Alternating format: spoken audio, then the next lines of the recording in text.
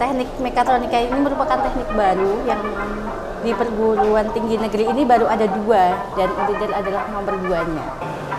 Awalnya teknik industri itu bagian dari teknik mesin, tapi itu sekitar 100 tahun yang lalu gitu ya.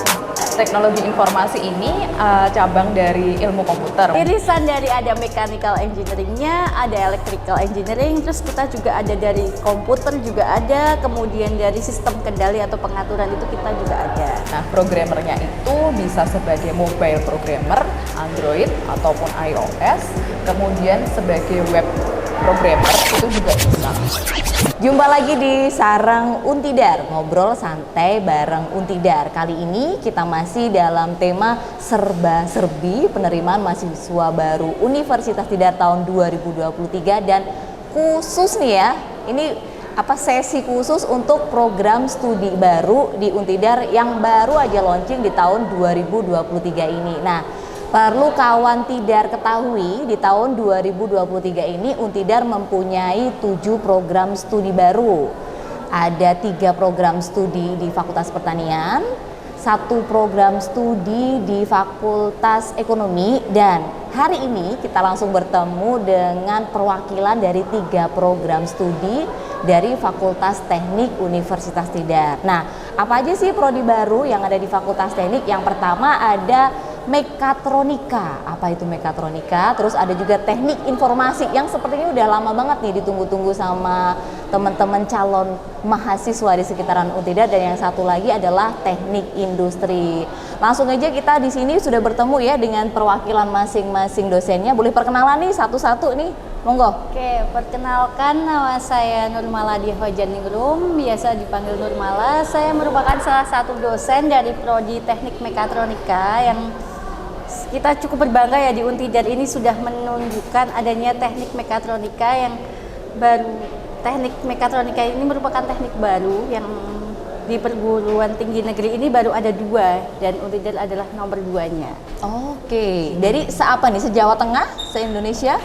Se-Indonesia. Oh, se-Indonesia. Jadi kita harus bangga, Untidar bangga harusnya punya teknik mekatronika.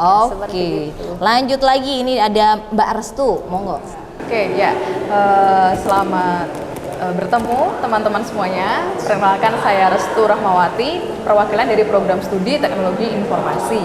Nah, seperti yang teman-teman ketahui sendiri ya, teknologi informasi ini cabang dari ilmu komputer. Mungkin banyak dari teman-teman yang sudah menanti-nanti nih, kapan nih teknologi informasi di Untidar ini dibuka. Nah, kabar baiknya adalah tahun ini sudah mulai dibuka. Oke, lanjut lagi nih satu-satunya dosen cowok nih ya yang hadir pada hari ini. Monggo Mas Julian. Assalamualaikum warahmatullahi wabarakatuh. Rekan-rekan, perkenalkan, nama saya Julian Andito Widiatmoko, panjang ya, panggil saja Pak Julian. Saya perwakilan dari dosen teknik industri. Kita sebenarnya berenam. Saya hari ini yang mewakili. Teknik industri sepertinya sudah banyak ya. Nanti kita akan coba gali lagi ya Mbak ya, teknik industri itu seperti apa. Oke, ternyata yang cowok paling singkat nih ya. Langsung aja nih Mas Julian, boleh diceritakan sekilas tentang teknik industri ini adalah program studi yang nantinya mempelajari apa? Teknik industri itu unik ya kalau saya bilang ya. Kenapa? Awalnya teknik industri itu bagian dari teknik mesin, tapi itu sekitar 100 tahun yang lalu gitu ya. Nah, sekarang dalam perkembangannya teknik industri itu skopnya atau lingkup pembahasannya sangat luas gitu. Kalau kita bisa terangkan, jadi kalau teknik mesin itu kan ya tangible gitu ya, jelas gitu ya. Kalau teknik industri itu agak intangible. Intangible itu enggak apa ya, kalau bisa dibilang sedikit abstrak gitu ya, karena ilmu kita bukan ilmu fisik murni. Nah, teknik industri itu lebih ke kita bilangnya sistem approach, pendekatan sistem. Sistem apa? Jadi kalau di dalam industri itu ada peralatan atau equipment, nyambung sama manusianya, nyambung sama materialnya, bahan bakunya, dan nyambung sama informasi sama energi gitu. Nah, kita di teknik industri itu memandang sebuah permasalahan itu berdasarkan 5 tadi ya, 5 aspek itu. Dikelola 5 aspek sistem itu untuk kita bisa desain sistemnya atau improve, kita kembangkan sistemnya atau diaplikasikan, diinstal gitu ya. Nah, itu ya sedikit banyak tentang teknik industri. Jadi memang kita butuh uraian yang panjang, tapi singkatnya seperti itu. Nanti kalau perlu saya kasih contohnya seperti apa. Oke, siap. Jadi ini adalah istilahnya saudara sepupunya teknik mesin. Saudara sepupu. Dulu anak, sekarang jadi saudara. Oh, dari saudara. Oke. Lanjut lagi nih langsung ke teknik informasi. Mbak Restu bisa dijelaskan singkat ini tentang apa itu nanti yang akan dipelajari di prodi teknik mesin? Teknik informasi. Ya, sebelumnya mungkin banyak sekali ya yang masih salah kaprah dalam menyebut program studi kami. Jadi program studi kami adalah teknologi informasi. Jadi teknologi informasi ini bisa dibilang masih ada irisannya dengan teknik informatika. Jadi teknik informatika dengan teknologi informasi itu memiliki pembahasan yang berbeda. Bisa kita ibaratkan misalkan teknik informatika itu mempelajari bagaimana kita membuat sebuah sistem komputer. Bisa itu software ataupun hardware-nya ataupun kombinasi hardware dan software. Nah, teknologi informasi itu membahas mengenai bagaimana kita bisa membuat para user itu menggunakan software yang telah dibuat oleh para software developer di teknik informatika begitu. Jadi di teknologi informasi ini kita lebih banyak membahas mengenai bagaimana hubungan antara komputer dengan manusia, bagaimana cara mendesain sistemnya, bagaimana pendekatan sistemnya begitu. Tapi kita tidak akan membahas terlalu dalam banget mungkin terkait dengan algoritma begitu ya, kemudian terkait dengan komputasi dan lain sebagainya begitu. Jadi bisa dibilang kalau yang mungkin suka di bidang komputer tapi lebih senang begitu ya bagaimana cara mengkombinasikan sistem kemudian berkomunikasi dengan para user gitu, mungkin lebih cocoknya tuh di teknologi informasi gitu. Oke. Sudah mulai ini ya, terbesit gitu ya kan. Konotasinya kan kalau teknologi informasi, oh yang penting komputer. Tapi ternyata beda loh sama teknik informatika. Nah, mulai ada ini ya, spill gitu ya perbedaannya. Lanjut lagi nih yang paling mungil di sini ya. Ada dari Mbak Mala dari teknik mekatronika. Iya, betul. Robotik, apa ini bedanya sama robotik ini? Kalau tadi kan dijelasin Mbak Restu nih. Teknologi informasi itu beda loh sama informatika. Nah, ini kalau mekatronika ini sama robotik sama nggak ya? Robotika ya biasanya orang itu taunya mekatronika, oh kamu bikin robot, oh kamu mau bikin bumblebee. Biasanya tuh sering banget ada bikin transformer gitu ya. Iya, seperti itu. Nah, di mekatronika itu memang kalau tadi dari industri itu saudaranya mesin, dari teknologi informasi tadi irisannya teknologi teknik informatika. Kalau di mekatronika itu merupakan bisa dibilang apa ya, anak hasil Persilangan. irisan dari ada mechanical engineering-nya, ada electrical engineering, terus kita juga ada dari komputer juga ada, kemudian dari sistem kendali atau pengaturan itu kita juga ada di situ. Oke. Jadi menggabungkan keempat ilmu tersebut untuk menciptakan suatu alat atau menciptakan sesuatu hal yang lebih membantu kita untuk bekerja optimal. Jadi mekatronika itu seperti itu. Tidak hanya berhubungan tentang robot ya Mbak ya. Cuman di mekatronika itu kita juga bagaimana sih untuk membuat ini itu hal yang akan kita buat itu bisa berjalan untuk berjalan dengan baik dan membantu kegiatan kita. Misalnya mesin fotokopi. Kalau yang dulu kan harus dibuka terus ditutup per lembar gitu ya. Yang sekarang kan sudah Tinggal langsung dimasukin, masuk udah langsung satu-satu ya, gitu ya. Terus kalau kita masuk ke mall tuh biasanya kan pintu ada yang bukain, ada yang nutupin. Tapi kan sekarang sudah dengan sensor sudah bisa terbuka tutup. Itu salah satu hal kecil dari aplikasi mekatronika sebenarnya. Ternyata yang sudah bisa kita jalani setiap hari itu ternyata bagian dari mekatronika ya. Kita kan taunya ya yang gunain hanya aja. Robot mungkin ya. Berarti ini bisa buat ini ya teman-teman calon mahasiswa Untidar. Nah, yang mungkin hanya menikmati bisa mulai kalau aku suatu saat pengen membuat seperti itu, berarti masuknya nih ke jurusan mekatronika gitu ya. Jangan salah nih ya. Lanjut lagi nih ke Mbak Mala. Kira-kira kalau nanti ada ini calon mahasiswa nih yang nanya nih ya, kalau aku pilih mekatronika, nanti kira-kira kuliahnya ini ada mata kuliah apa aja? Nah, di kami itu untuk menunjang tadi mekatronika itu adalah gabungan dari mechanical engineering, kemudian electrical, ilmu komputer dan pengaturan tadi ya Mbak ya. Nanti kita akan membekali mahasiswanya itu dengan salah satunya ada sistem kendali, kemudian di situ akan ada sistem pneumatik hidrolik, lalu ada physical modeling system untuk manufakturnya, lalu nanti ada sensor dan aktuator, ada data akuisisi dan ada pemrograman untuk sistem komputernya. Nah, nanti di situ ada mata kuliah kita di mekatronika punya satu kekhasan di mana kita ada mata kuliah yang namanya reverse engineering. Oke, reverse Jadi engineering apa nih? kita tidak hanya ada perancangan, tapi kita juga ada mata kuliah untuk mengobrak-abrik hal yang sudah jadi itu untuk menemukan celah ini di mana sih kekurangannya. Kan pasti setiap alat, setiap robot itu kan kita lihat kalau di Avengers atau di Transformer seperti itu ada ya kekurangannya. Ini robotnya ini. Nah, di situ kita ada pelajaran itu, ada mata kuliah reverse engineering itu. Mata kuliah untuk mengobrak-abrik hal yang sudah ada. Iya, gitu, dan untuk kita mencari harus menemukan celahnya itu apa, yang kekurangannya untuk Jadi kalau menciptakan udah suatu diobrak-abrik, nanti nggak bisa balik lagi nilainya C. Berarti gitu ya? Jangan. Oh, berarti udah digaransi nih ya sama dosennya. Besok kalau ada teman-teman masuk ke mekatronika, udah ngobrak-abrik sebuah alat, nggak bisa balik kok dinilai C, dah ini dicari ini namanya Bu Mala gitu ya. Tapi kalau bisa jadi alat yang baru lagi ngobrak-abrik motor jadinya pesawat, saya kasih nilai A itu.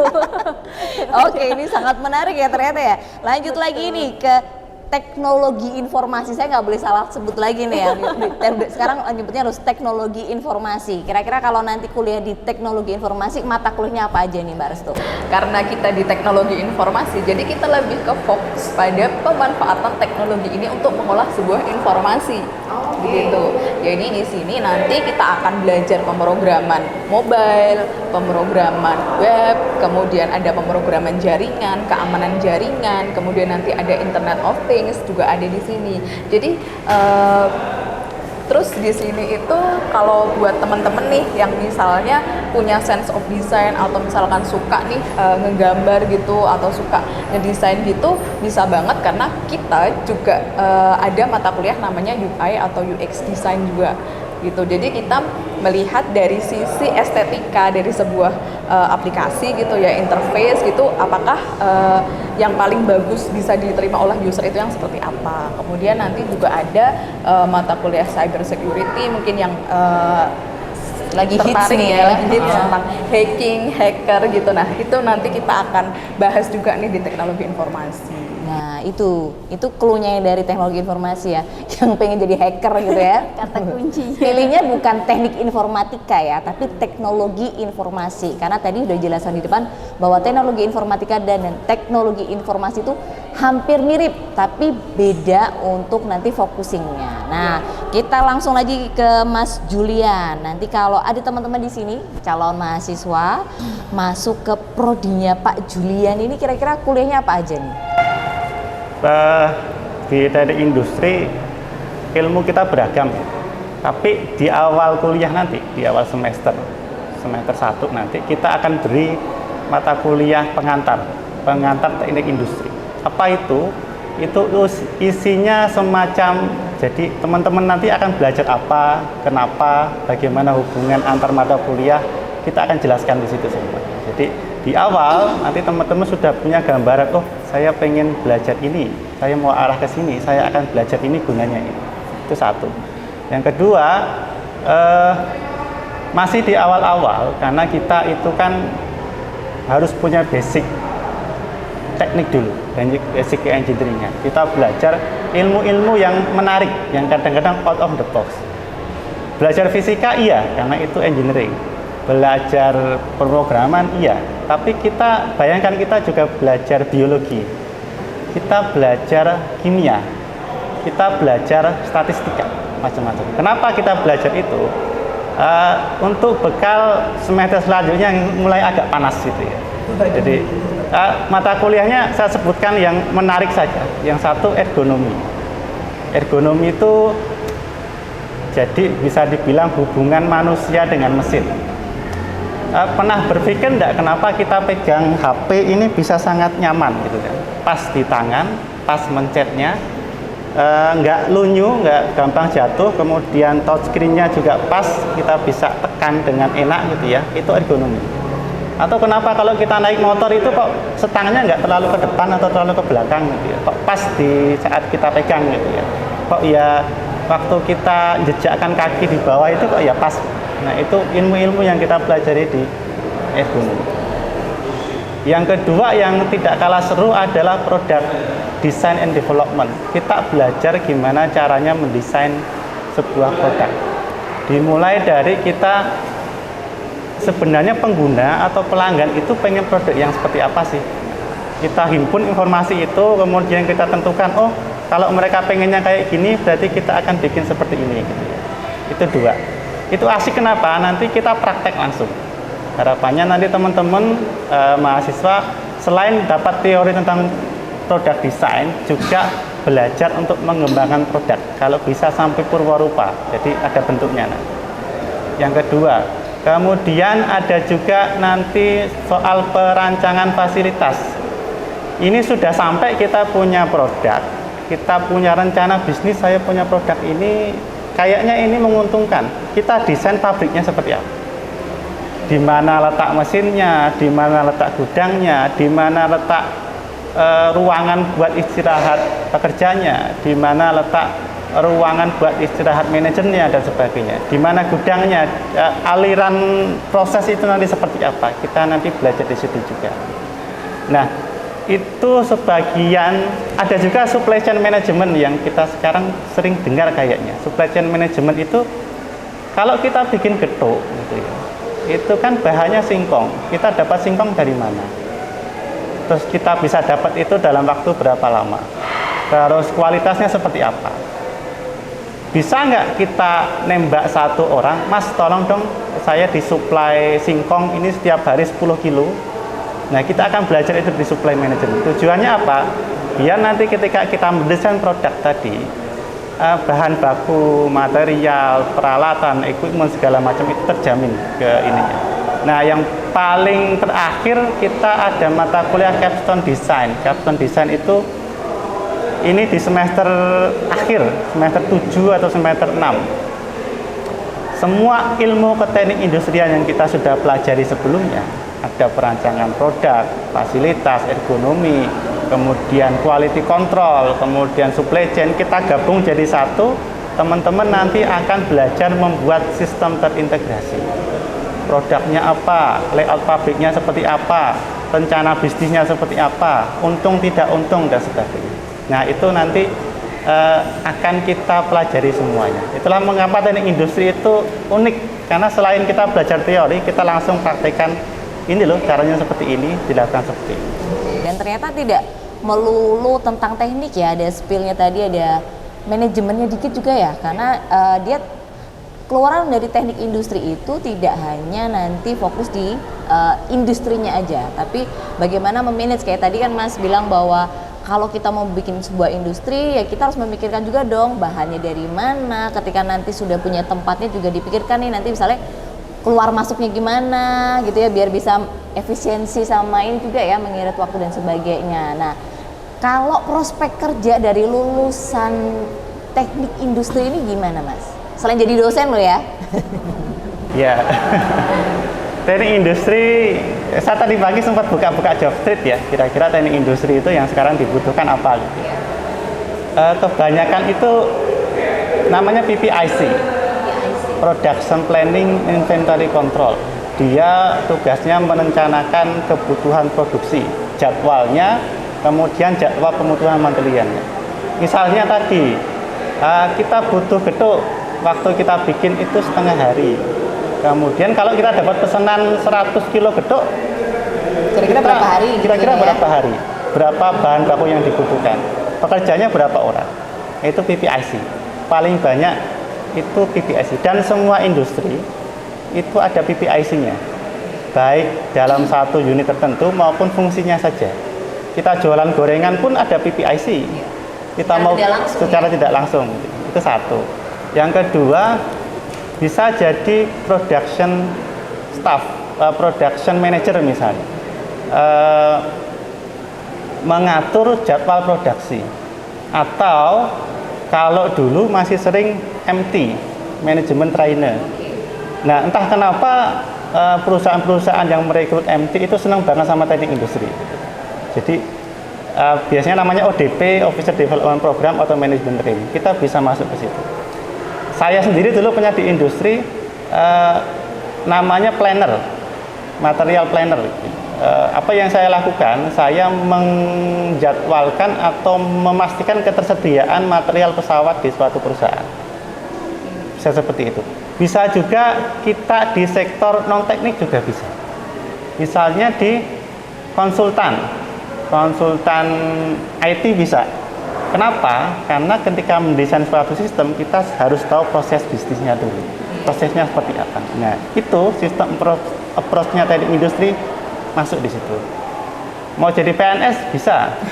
Mau jadi teman-teman saya banyak yang kerja di bank. ODP. Kenapa? Karena intinya teknik industri itu bukan kita pegang suatu alat atau kita punya suatu keahlian khusus, tapi cara pikir kita bahwa sesuatu masalah itu harus didekati dengan komprehensif, nggak cuma satu faktor saja. Nah, itu makanya kita bisa masuk di hampir semua sektor, hampir semua bisnis, dan hampir semua industri. Oke, lanjut lagi nih, langsung aja ke Mbak Restu. Kalau prospek kerja dari lulusan teknologi informasi ini apa aja nih? Oke, baik. Untuk prospek pekerjaan dari lulusan teknologi informasi, tentu saja yang pertama itu sebagai programmer.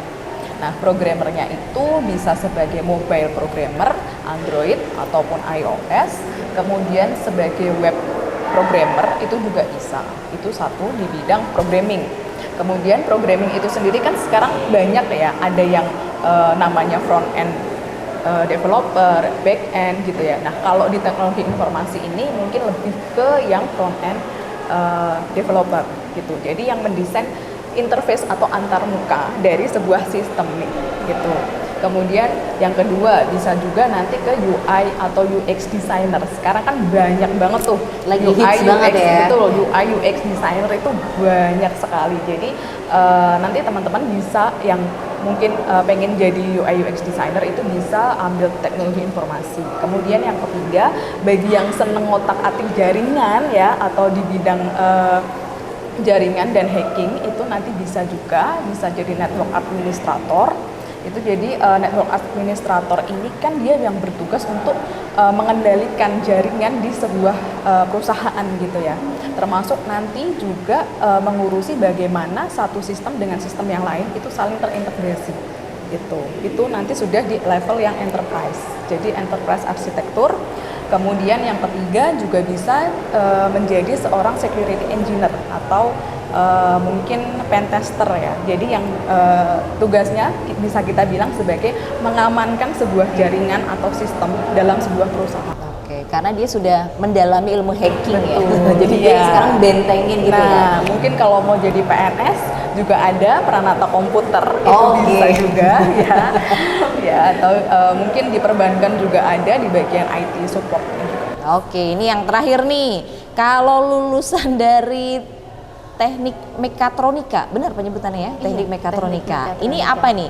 Yang mungkin ada sedikit lebih asing ya, karena ternyata jumlah prodinya juga terbatas nih di Indonesia. Betul, karena di Indonesia itu untuk sarjana mekatronika, untuk sarjana S1-nya itu yang di kampus negeri kan baru ada 2 ya Mbak ya. Lalu untuk D4 sarjana terapannya juga mungkin sudah ada beberapa dan kebanyakan vokasi. Oke. Lulusan kami itu kami rencanakan dan kami bekali mereka itu supaya siap sebagai supervisor di bidang otomasi industri, lalu sebagai konsultan di bidang otomasi industri, analisis di bidang otomasi industri, dan teknopreneur. Karena kita juga akan mewujudkan misi dari Untidar yang berkewirausahaan, berwirausaha ya. Kami di situ menjembatani mahasiswa juga kalau memang ada yang berkeinginan sebagai teknopreneur, mereka juga bisa. Dan kebanyakan dari kami itu ditujukannya mereka itu paham tentang sistem kendalinya. Jadi nanti keahlian khusus yang kita bekali salah satunya di pneumatik hidroliknya, lalu ada di robot itu pasti untuk robotnya karena ciri khas Iya, mekatronika mekatronika. ya. Harus ada ya. Iya, dan ya itu sistem kendali disebut. Oke, sangat menarik nih ya. Sepertinya hanya waktu yang bisa memisahkan kita. Tapi ini buat teman-teman calon mahasiswa Untidar ya, jangan sampai podcast hari ini yang membahas 3 prodi baru dari Fakultas Teknik mah jadi takut ya. Tapi jadinya lebih menarik. Oh ternyata ini loh lulusan dari teknik industri itu nggak melulu. Pikirannya kan kalau teknik industri mungkin pabrik gitu ya, industri dan sebagainya. Jangan salah loh ya, sekarang seperti tadi yang sudah disampaikan oleh Mas Julian, banyak loh lowongannya jadi PPIC di Jobstreet. Terus untuk teknologi informasi, sekarang lagi hits banget untuk UI nih ya, apalagi anak kekinian kayak harus bisa nih ya. Terus yang satu lagi untuk mekatronika, jadi sudah lebih fokus gitu. Apalagi ini lagi masa-masa untuk penentuannya, untuk mendaftar ke perguruan tinggi. Jangan lupa pilih Untidar. Bagi yang sudah punya sudah punya feeling, oh kayaknya aku lebih passionnya ke teknik industri atau teknologi informasi atau juga teknik mekatronika, langsung aja nanti dipilih, boleh di SNBP, SNBT atau juga di jalur seleksi mandiri Untidar. Cukup sekian untuk Sarang Untidar, ngobrol santai bareng Untidar, yang kali ini kita membahas tentang serba-serbi penerimaan mahasiswa baru Untidar tahun 2023 khusus prodi baru di Fakultas Teknik. Selamat jumpa lagi di podcast selanjutnya. Bye.